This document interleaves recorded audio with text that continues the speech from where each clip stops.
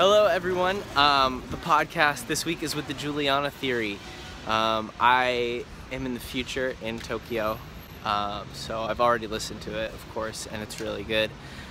This weekend, we are in Atlanta and Richmond, Virginia. So get ticks. Also, we just restocked a few items on the merch store, so go to emonite.com and grab your shit before it's gone. Okay, bye. You are now listening to the Ride or Cry podcast.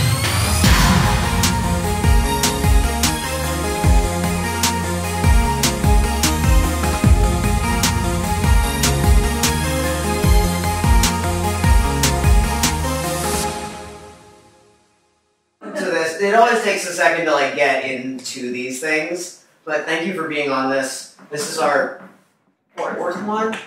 We've had who's our first? 303. 303. Who's going to be on the cruise with us? Yes, we are. The cruise is going to be wild. Cruising together. Have you been on a cruise? I've never been on a cruise. I've also never been on a cruise. We're scared mostly. I've been trying to gauge in my head, is this 2,000 people? Is it? Unsure. We have no idea. No, we don't know. But I think it'll be really, really fun. Like each night is gonna be themed. And can we just perform from hot tubs? Because that's really what I would like to do. I just want to be sitting in a hot tub singing, if that's at all possible. Well, dude, the reason why, I feel like that was when you were growing up, you probably fucking did that a bunch. Had a guitar and sat around with a bunch of friends and jammed. Sure. And I think that is what this is kind of gonna look like sometimes, and then afterwards. But that's the whole reason we started Emo Night. Is the thing to sit in hot tubs on stage to do the exact same feeling that just happened when you play guitar in a hot tub. Yes. It's the same. We started it because we used to grow up. We used to grow up.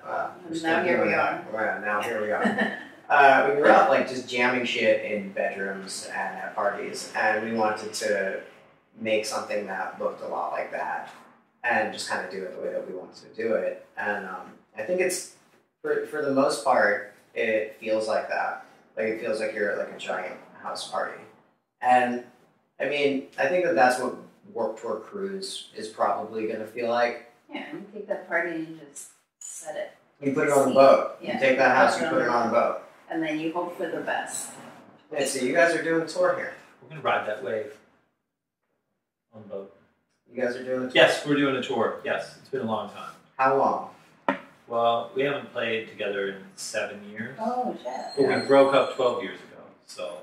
What was it? You guys did, did you do a 7, after you guys We did, after we broke up, we did... 6-show reunion tour for the 10th anniversary of our record Emotion Is Dead. We did, that was 7 years ago. Which, by the way, I fuck with that record. Very happy. Thank you so much. Speaking of which, I think Constellations was my graduation song. For real? For real. That's awesome. I got the notification about that yesterday. I thought it was Andrew WK Party Hard. Oh my God. But I also... That's a much more celebratory Here's the thing. of... I thought it was because that's what I was doing. And that's why I don't remember it. Because I told my friends in Tucson, I was like, yeah, somebody asked me to be on there, fucking here, and they're like, yeah, you should let them know your graduation song. And I was like, no, it wasn't. And they're like, yes, it was. And keep in mind, they didn't graduate with me. They fucking just remembered. They're like, we are telling you this because we knew you forgot that. That's awesome. Yeah. So, I mean, obviously I was partying hard. I forgot my graduation song. So what is it, the song they played at the ceremony? Yeah, it's essentially when you graduate high school and did they have that in here? Babs is from Hungary. I don't know how they do school. Yeah, but I only went to elementary school there. What do they do there? When you graduate, I mean, they just give you probably a rock. They just throw rocks at you. I was actually showing them in Hungary on Easter. They the guys go around, or the men, whatever, and pour perfume on the women, and that's the that's the tradition there. Yeah. But that'll happen multiple times in a day. So like that's like, smell is that awful. Respectful or like totally? Yeah, Okay, it's fine. Yeah, they fucking throw Yeah. water and perfume at you. Water and perfume. Interesting. Yeah, and they're They, like, this is Easter. Wow. Speaking of which, I went to church one time. Wait, can I say one thing about graduation? I Yes. would love for you Because to I say just something thought of about it. something. What was your graduation? Did you have that? I'm going to tell you. We had okay, so I don't know if you guys do this, but we had this thing, it's called baccalaureate, I think, which is, so I went to regular, normal high school, but they have 2 graduation ceremonies. One you don't have to go to, which is the baccalaureate, which is a religious graduation ceremony, and one that is not religious, that you have to go to. So I didn't go because it wasn't required, and I didn't go to much from school that wasn't required, except I'm kind of bummed because Mr. Rogers was the dude who hosted. Are you serious? Yes. Because Because he's from where I'm from, Latrobe, Pennsylvania, basically, where Mr. Rogers is from. So he did the baccalaureate graduation at my school, and I'm always kind of bummed that I should have just gone to hang out with Mr. Rogers, but I didn't. They didn't tell you guys ahead of time? I think they did, but I was just at that like point. set I on was going. so happy to not be in school anymore Yeah. that I was like, I'm not going to anything. Yeah, why would I go else. back to something that I don't have to do? Yeah. Dude, I one time saw, do you think Mr. Rogers is like as nice as he is on Mr. Rogers? Well, I do know that he's dead. Rest in peace, Mr. Rogers. But I will Is he? say, yes, Oh that yeah, he was old as he like when I was. I mean, when we were growing up, like he was fucking old. the word on the street is he was even nicer in person. That he was like Wow. the best dude ever, and like you can't ever dig up any dirt on Mr. Rogers. Well, He's awesome. Well, let me tell you, I went to see Bill Nye, and that guy was fucking pissed. Really? Yeah, he was pissed. I went to go see him at the. It was like a Tucson, because I grew up in Tucson, and they had like a thing called Tucson Eat Yourself or Meet Yourself. I think they changed it to Meet Yourself after Tucson Eat Yourself sounded not good. So, but I think it was like something where you like ate, like it was like a bunch of restaurants from all over the place like that. But it was like the zoo or some shit. I don't know. Anyway, Bill Nye was like the main dude, and basically he just yelled at us for like a half an hour. About science? Yeah. He was like, y'all are the reason that we're all gonna die. Oh, no. Yeah, he's like, you are ruining everything. And everybody was like expecting like Bill Nye, like the funny, like fucking scientist. No, he was very upset with everybody, and understandably why. Like there's a reason, because everybody in Tucson's a big fat ass.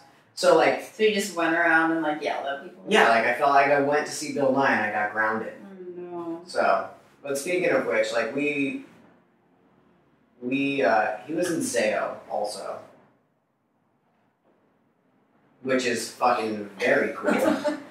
and which happened the same, like pretty much like the same time around Yeah. as all of the things. So like Hemo Nite plays things from like that genre, like or that era, and like Zayo was around that time, and I think it was a really big influence on like a lot of the things that we hear now. It was strangely influential It was awesome, in a is way what it that was. I didn't know that it would be. Do we ever? That's not. Do we ever like? But they're still going, and their new record's amazing. It debuted on I think NPR premiered it, which is the weirdest thing ever Yeah. to think of a metal band like that heavy. But their new record's awesome.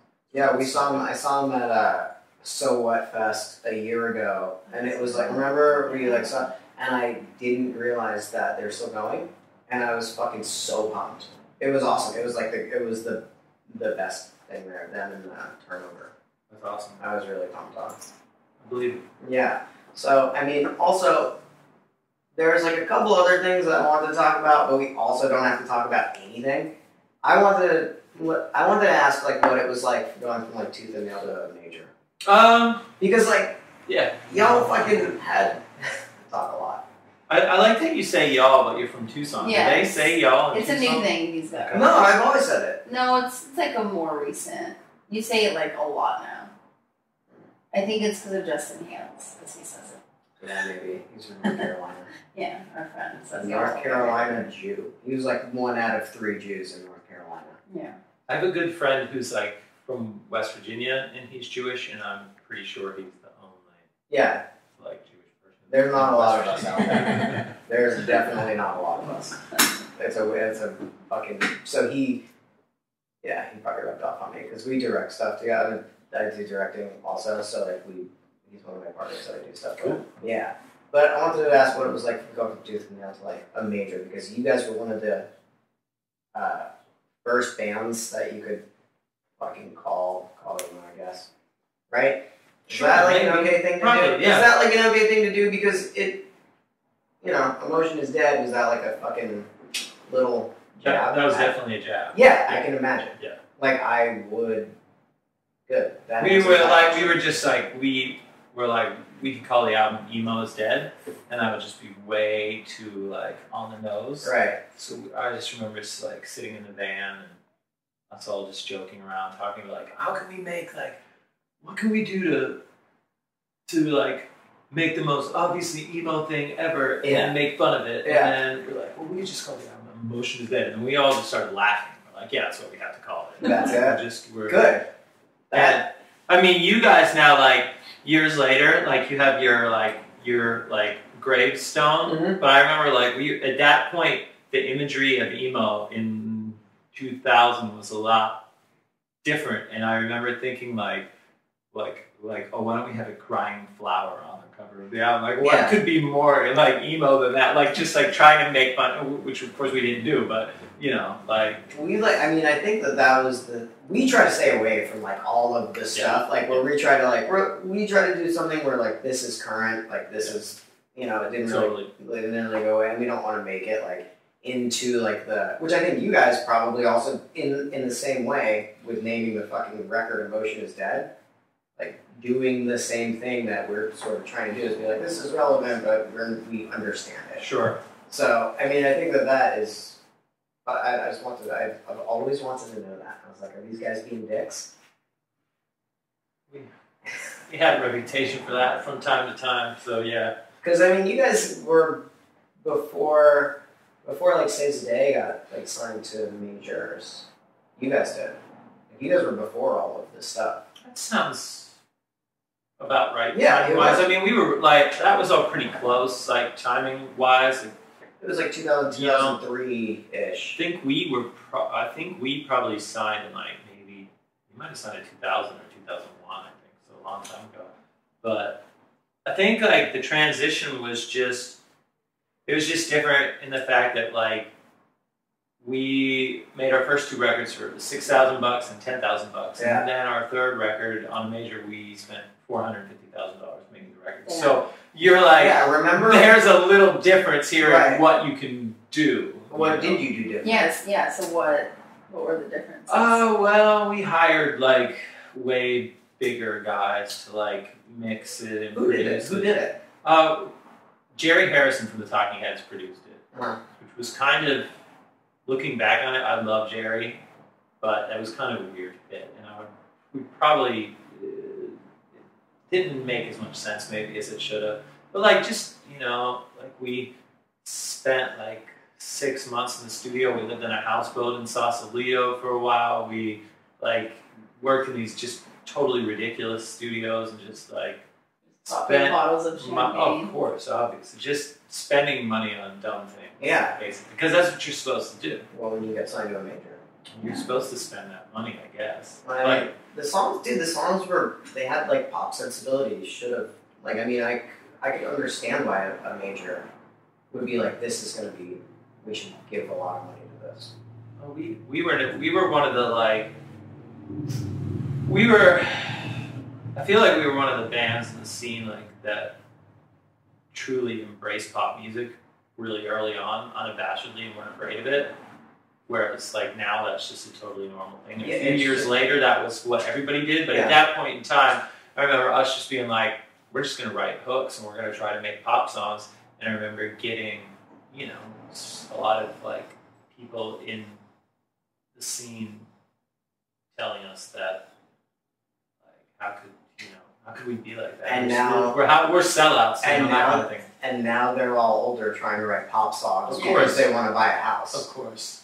That, like, it's such a fucking strange, it's a strange progression of the way that music has gone. Where now that, like, any rap song, any song that has, like, a subgenre is hooky, and that's what people are, like, constantly looking for, as opposed to, like, things that were different. It's true. A while ago. Which is strange. It's a strange thing, because I remember listening to, like, Drive Like Jehu, and No Knife, and 3 Mile Pilot, and there was, like, when you heard a hook in there, you're like, this is a weird thing. Because they didn't usually sound like that. And now it's like these bands write to write hooks. I mean, I'm in a band that writes to write hooks. Yeah. You know, I can't, and like, what, like, why not? Like, I want to put out, I want a bunch of people to hear it. It's like hard to grab that audience that like doesn't want that. Well, there's a reason why. But like you're saying, it's like if everybody could write a hit, then if it was just easy, then everybody would do it. But it's not. It's not. Like, it's. I was talking about, like, listening to podcasts that are about creating things, and it's the same way. Like, creating a good pop song is just craft. It's a craft. It's craft. I mean, there's a formula. There's definitely. There can be a formula, but at the same time, to do it well, which is really why I think you should listen to Song Exploder. Right. But honestly, there's an art to making something that is going to stick in people's heads, you know, musically. I think it's probably the same thing for like movies, TV, everything like that. Sure. All I've been doing is watching Fargo. I haven't started season 3 yet because I'm waiting until I can binge it. But season 1 and season 2 are just like they're phenomenal. It's the greatest show. It's the greatest show. We're gonna do it. Like, how do you have time to listen to podcasts? But you just I guess you're right. Like every show. I guess like every week he's like, you guys, this is the show. Yeah, it's Fargo I guess this week. Well, dude, the Coen Brothers are the greatest living directors, and they're executive produced it. Yeah, but Noah Hawley, man, he has made it his own in such an amazing way. That motherfucker can write a story. He's incredible. It pisses me off. Yeah, to no end. It infuriates me how good he is at writing stories. He's so good at writing stories, but not just that. Even he just like his whole world creation is just incredible. Like the way that show is shot, just everything about it, the way it's acted, the way he casted. I made Ricky watch. Ricky knows this. That's Ricky, by the way. Ricky's the intern. He's not our intern anymore. Now he's Ricky. He was our intern. Ricky the employee. Ricky the person we yell at every. I have a question though. Is Fargo? Is that because I know nothing about it? Is it related to the movie? Right? Yeah. Have you seen the movie? Yeah. Okay, so it's the same universe as the movie, and it sort of ties in certain ways. But you don't have to see one to see the other. Okay. It's a whole separate. It's a whole separate thing. It just revolves in that area. It's like stories around that area during that time or before that time, or like it really is like what they. Like if you watch the first season, you'll notice that they allude to the second season. Okay. But it's really fucking. I mean, I started to watch the third season. I can't wait. I can't wait. Fantastic, and then it's like it doesn't like ever. It somehow he manages to do things completely differently.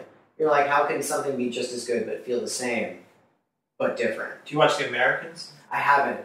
Have you watched that? Is that? Should I do that? It's phenomenal.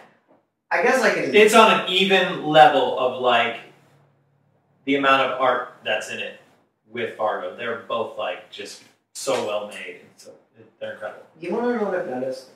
I've noticed that the Asian culture takes. Have you watched a lot of like Korean movies or Japanese movies? They care about production, like detail. Oh, absolutely. Like way more than we do, and it's but their stories are different because it's a lot like it's like everything relates to family.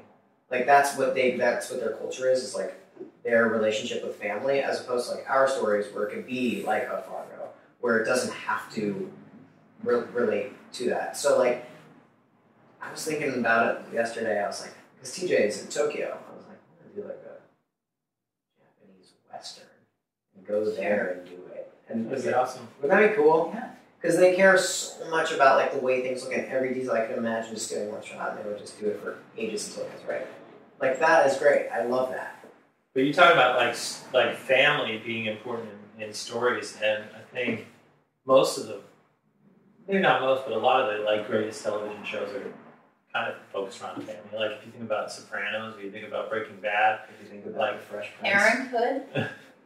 yes, you think about the Fresh Prince, obviously. of Bel Air. Parenthood, the best show of all time. Yeah, I just recently started watching TV shows. Like I wasn't like this wasn't like a yeah, Babs really like It's Parenthood. literally the best show, and I know people hear like Parenthood and like think but it's so Tyson Ritter from All American Rejects is in it, and that's why I started watching it. Actually, it's like one of the best shows of all time. You know, for someone who runs UNN, I don't like to feel sad. I didn't know that dude was on TV, but that doesn't Yeah. surprise me. That doesn't Yeah. surprise me. He's so good. I mean, in that show, he pretty much played himself.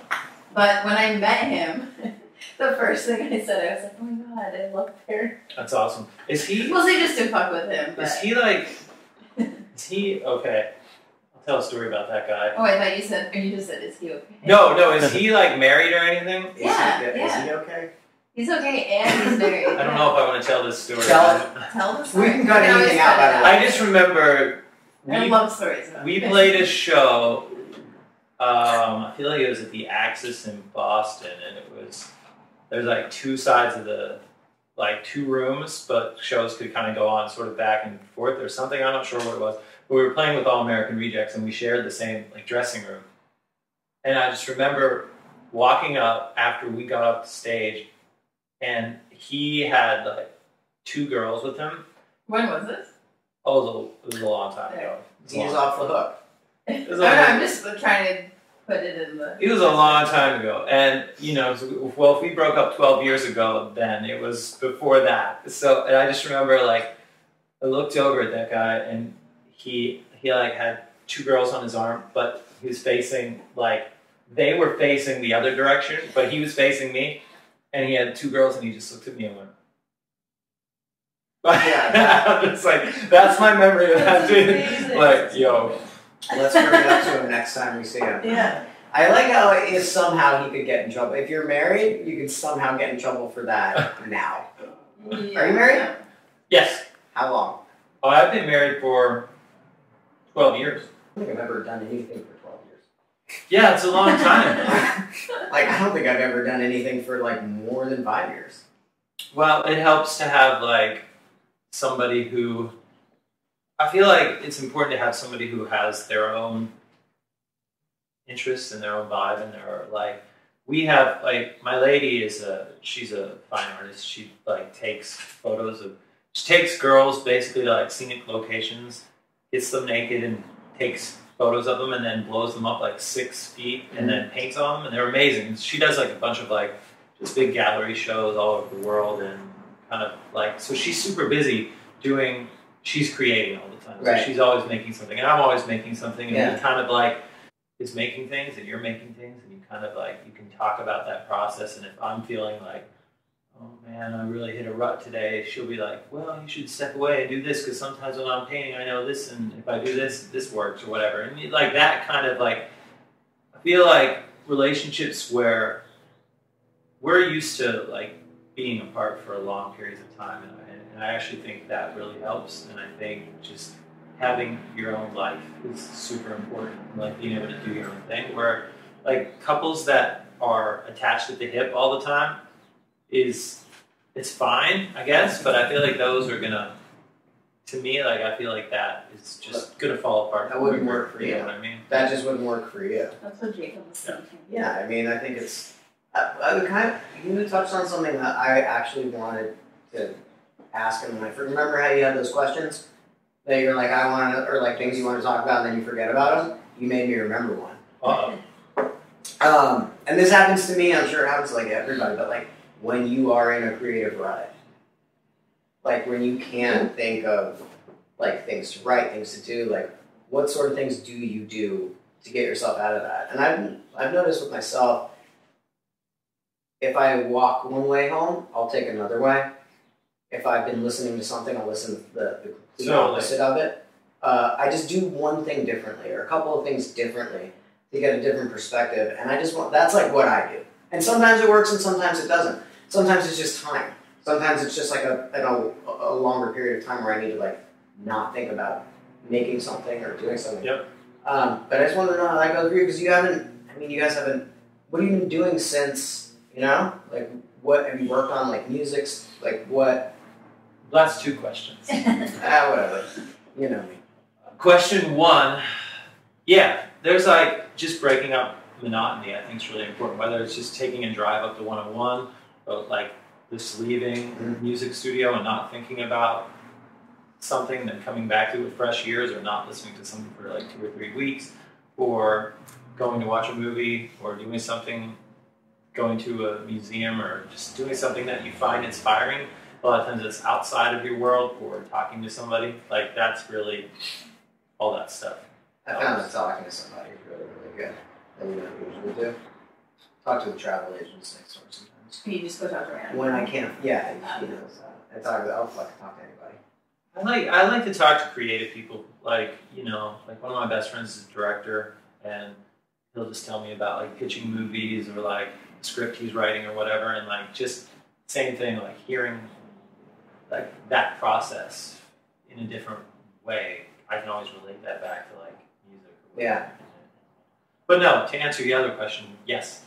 I put out a couple solo records that are like folk country kind of stuff, and I built a couple recording studios, and somehow I accidentally became a film composer when I wasn't planning on doing that, but that's like one of the things that pays the bills these days. So is that with working with your director friends? Yeah. Like, hey, can you just like do so, it? Just like happened, and you're like, can you make something for this really quick? And then it turned into something. that's exactly Yeah. what happened. Literally, he goes, my friend's like, hey man, I'm making this movie. Nobody's going to see it. And it's going to be really small, and the budget's really small. Can you score it? Mm-hmm. And I'm like, I don't know how to score a movie. Yeah. And he's like, you could figure out how to score a movie. And I was like, I don't think I can.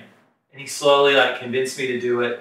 And basically what happened was I scored this movie, and it ended up coming out and being like #1 at the box office in like the US and like 50 other countries. And it made like, it cost $100,000 to make, and it made like $120 million. Oh my God. Still to this day, it's the #1 most profitable movie, percentage-wise in the last 15 years. There's this horror movie called The Devil Inside that came out in 2012. So it's literally like, hey Brett, can you score my movie? Nobody's going to see it. And then it comes out, it's like this phenomenon thing. So it's like, so that's somehow, Holy shit. just weird how that goes. Yeah, that's awesome. Wow. That's really, like, really I great. would see that, but I hate horror movies. I But love that them, sounds so amazing. I'm gonna see Let it. me know how it is. Is it on Shudder? You know what I got Shudder. Oh yes, I know what that You is. fuck with Yes. Shudder? I know what that is. It's great. And their user interface on mobile is fantastic. Really, I haven't seen it on mobile. I think I've just seen it on Roku or Apple Yeah, it's on TV. Roku. It's on like that's where I've Roku. seen it. It's awesome. They're actually, their whole interface is really, really good. And then I like that they do like curated collections from like people who, there's a dude, like the dude from Silicon Valley. Oh yeah. Which one? Thomas Middleditch? No, not him. Martin Starr? No, Indian one. Oh, Kumail. Kumail Nanjiani. He did one. That Yeah, guy's hilarious. dude, it's great. Have you watched the next season? I haven't started I yet, haven't either. I but feel like they need to figure out if it'll be great. I feel like it's awesome, but I feel like they need to just figure out if someone they're gonna he's gonna be a owner of the company or not. You know, like Yeah. the last season. They're just milking this as Yeah. long as they possibly can. Yeah. But it's great. It's hilarious. He's like, I am the CEO. I'm not the CEO. Like it's like fucking figure it out, man.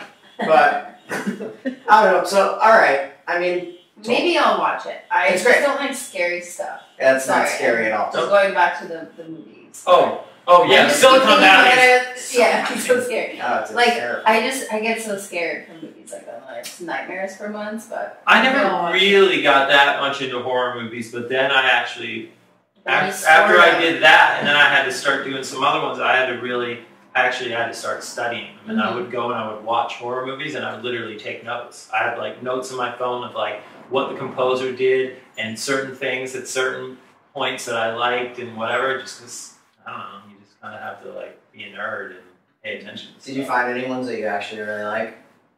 Like horror movies? Yeah. I mean, I think like The Shining is one of the greatest movies ever made, let alone one of the best horror movies. 100%. So yeah, there's a lot of all the John Carpenter movies, all that stuff. You know, it was a great movie. It's called The House of the Devil. I've never seen that. It was, again, like a low-budget thing, and they did a fantastic job of making it look... It looks like an 80s movie, but not a campy 80s movie. Like, it looks like he took time to, like, make it look like it was in the 80s. And, like, the score... I think you would dig it. The score, the way they filmed it, like, even, like, the quick zooms, like, they were like, it looks like an 80s movie. And Check it out. And it's not, like, it's not campy 80s, like, where they don't make fun of it. They, like, actually, like... the dude's name is Ty something. The director's name is Ty something. My memory is... I didn't remember that your song was my graduation song. So, like, how am I fucking doing? I didn't remember it either. Yeah. Wouldn't that be great? Who would have thought? How many years later that we're hanging? Here we are. Here we are, and then we're going to go on a boat. If I was like... if somebody was like, hey, the dude playing this song... You're going to go on a boat with him, like, 15 years later. I've been like, I'm not going on a boat. The whole thing is surreal to me. Like, the fact that, like, I'm talking about a band that broke up X many years ago, and now I'm, like, thinking, we're playing. Yeah, No, yeah. if I had thought when we were, like, 19, making our first record, and thinking, like, oh, yeah, I'm going to be in a boat, whatever. So many years after we broke up, I'm like, that's just weird. Like, the whole thought of it is kind of weird. I don't want to fucking ever use the word resurgence, because it's not really. It's just happening. Sure. And it always has really happened. It just wasn't, like, as prevalent. No, I'll tell you, like, my story for that is totally involves you guys. And that was, like, maybe a year and a half ago, I was living in Nashville at the time, and my friend texted me, and he was like, hey, man, I'm in emo night, and they just played your song. And I'm like, oh, that's cool. And in my head, I literally was like, he's at, like, I don't know, someplace, like, way smaller than the Shortstop. Some, like, little teeny, like, place. And there's, like, 6 kids, like, listening to something. And I was like, yeah, that's cool, man.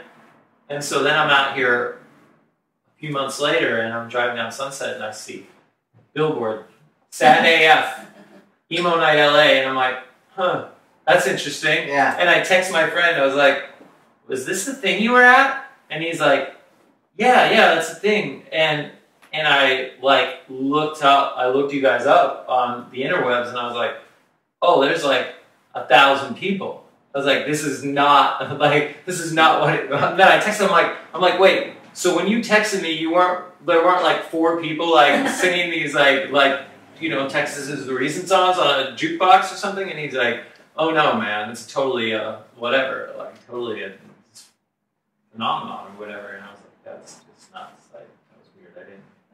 Yeah, it is crazy. tight. That is cool. The thing is that we just cared about it a bunch. That's awesome. That's it. That's, like, all it was. It's like we just, like, cared about it a bunch, and we, like, wanted a place where we could go do not. That's how we envisioned it. To have, like, 10 people come and hang out. Yeah, this wasn't planned. This wasn't, like, a planned thing. A lot of good things aren't planned. A lot of things just happen, right? Like, we didn't plan to have neon, right? You know what I mean? Like, we just didn't do that. You guys have like a merch reel. Yeah, it's like a real thing. What's the line? Yeah, you guys really got it. Yeah, I think we have to probably cut this part out, but it's going to be in Urban Outfitters. For real? For real. Yeah, it's cool. Dude, the cool thing is it's taking on a life. You guys are making that skrill. We're trying. We're not. Paper. Me and Babs and TJ are poor. Yeah. Because we are trying to, like, build something. That's what you have to do, though. You Yeah, have exactly. to get, like, you have to get, like, we're, like, we haven't been a band for so long, and it's, like, setting up this whole tour, and ordering vinyl and all this stuff. We're, like, we're taking out loans to go on tour. It's like, because that's what you have to do. You got to build. I mean, if you care about something, like, then I feel like because we also have another company. We have a creative agency that is like half of this, which is this Ride or Cry, this is the Ride or Cry podcast. So it's like it is associated with Human Right, but also it's a different thing. Sure. Like these guys do, like we do digital strategy and like music videos and content creation and websites and a ton of shit. They just do like a ton of shit. I'll tell you the story after we get off air. I just did like something with Hans Zimmer. No, that's cool. Yeah, it was weird.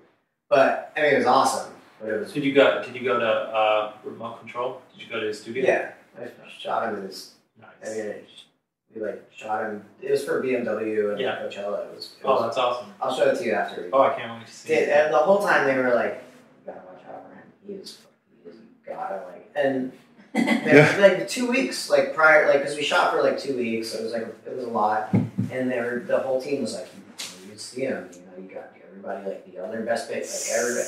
They're like, "He is." I met him. He was like the fucking sweetest guy ever, and he wanted to talk about punk rock music because he wrote "Video Killed the Radio Star." Oh, I know his roots. He's a fucking punk rocker, and he got it, and he was just like the coolest dude, and it was wild. But so we do stuff like that also because Babs and TJ and I came from working in that field. We I got fired because of. Really? They're like, "You're spending too much time on this." And I was like, "Well, it's fucking cool." But turns out like it's weird when things like that happen. You think it's gonna be, it's gonna make things really, really hard, and it turns out to be like the best thing that ever happened. It is weird. It's all weird. Yeah, you can't plan. Like, you just never know. Like literally, I mean, Juliana Theory, for instance, our goal as a band, we were a side project of all our other bands. I was in Zayo at the time, and some of the guys were like in a pop punk band that sounded like Screeching Weasel, and we were just like, we want to do one show and a 3-song demo tape, sure, and that's the goal for the band. That's all we want, because we were like, we'll play different instruments than we play. Like I wasn't a singer.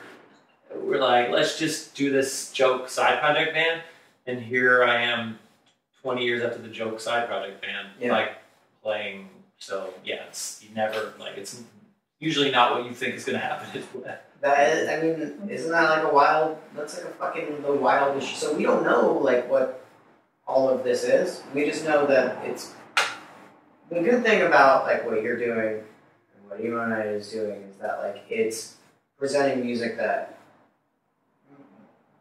to people that normally probably wouldn't have ever listened to it. Sure. And I think like at the end of the day, that's a good thing. Totally.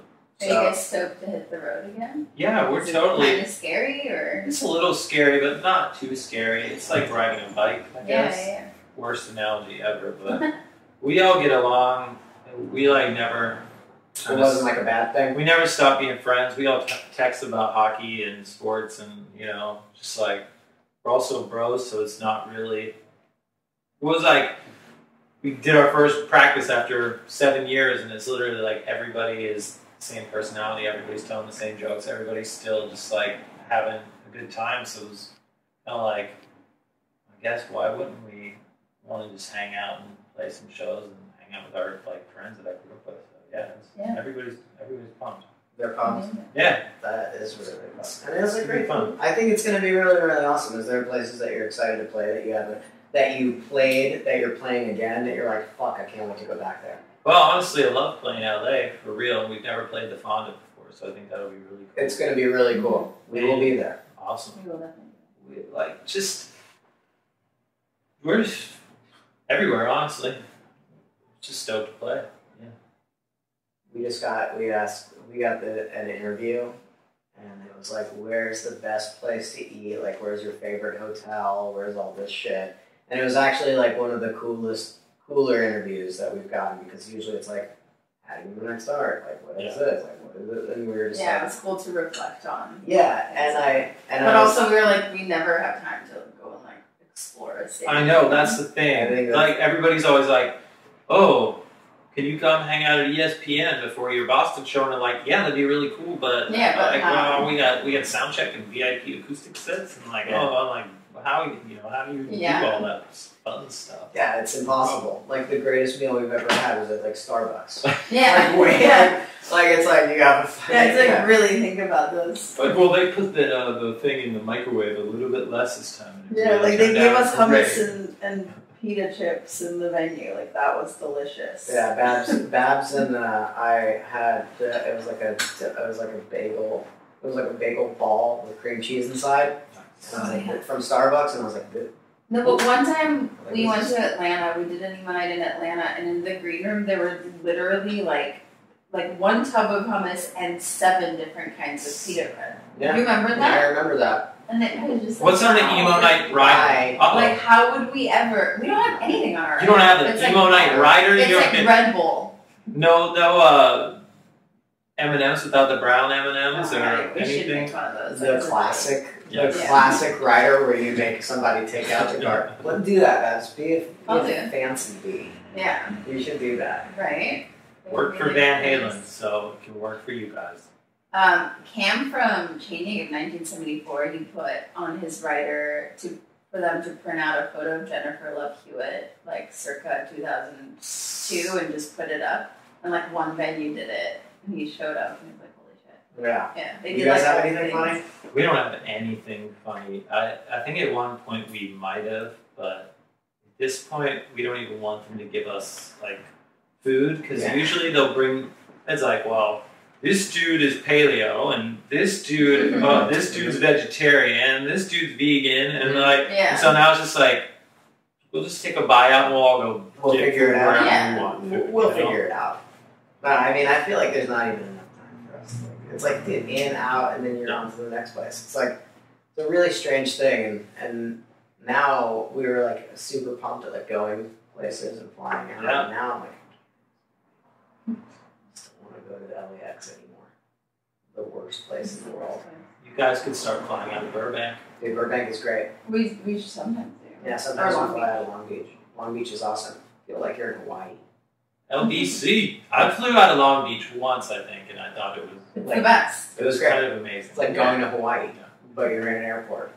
Oh, it's a stretch, but yeah. All right, fuck it. I think the last time I flew out of Burbank, I was doing a solo show in Vegas, and I'm sitting in the front. I'm sitting in the front row of the plane, and it's me, the one seat, and then the aisle, and then 2 seats. And there's these 2 dudes sitting beside me, and they have like kind of like bedazzled diesel-looking jeans and like feathered hair, and like the one is reading Guitar World magazine, and the other is reading the drummer for Aerosmith's autobiography, who even knew that there was and I'm like, these dudes are like, I was like, who are these dudes? They're so like whatever. They're just, and they were like super friendly to everybody working on the plane. I was like, oh, who are these guys? And I was just kind of laughing to myself. And finally, getting off the plane, and we were like talking. They're like, hey, how are you? And I'm like, oh yeah, I'm good. They're like, what are you doing? I'm like, oh, I'm flying here. I have a show. I'm playing a show. And they're like, well, like, what's your band called? And I was like, well, I'm just myself. I'm playing like a solo show. And I'm like, and they're like, we're meeting our bus. We're going on tour. And I was like, oh, cool. Who are you? And they're like, we're in a band called REO Speedwagon. Oh my That god. was good. I just love the fact that they went, we're in a band called REO Speedwagon. That's so fucking funny. It's really great that they live. Burbank Airport. Dude, it's so great that they live the fucking lifestyle of reading Guitar World. So Like, that is really great. You're like, it is so exactly what you would hope. Right. Like, it was definitely the drummer from REO Speedwagon, definitely reading the drummer for Aerosmith's Like- autobiography. Yeah, that's the fucking Like, best. this is exactly what you would want it to be. Damn it, dude. We're called REO Speedwagon. Yeah, we're in a band called maybe, I don't know, it's like a All right, well, I love that. I think we're at time. Have Do we- you here plug stuff? Do the thing. Hi, I'm Brett. And no. Well, here, let's look up. Do you know by heart when the Fonda show is? I do not know when the show is. I think in September, maybe. Hi, people. We're playing September 8th at the Fonda Theater. You guys should come hang out. And yeah, Juliana Theory is going on tour. We haven't done that in a very long time. We're playing fan favorites, and it'll be awesome. Oh, yeah. He really has to add one thing. You are now listening to the Ride or Cry podcast.